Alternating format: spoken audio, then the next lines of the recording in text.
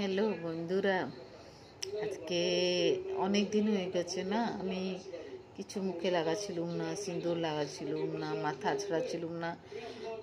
এমনি ঘরে কাজ নিয়ে, তারপরে বৃষ্টি, কাজকর্ম নিয়ে একটু বিজি রয়ে গেছিলুম, কিছু লাগাচ্ছিলুম না। ঠিক আছে, আজকে স্নান করে মুখটা পরিষ্কার করে মাথায় সিঁদুরটা লাগিয়েছি।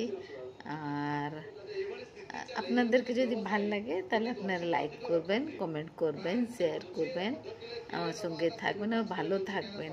এখন বৃষ্টির সিজন না, সবাই রোগে পড়ে যায় না।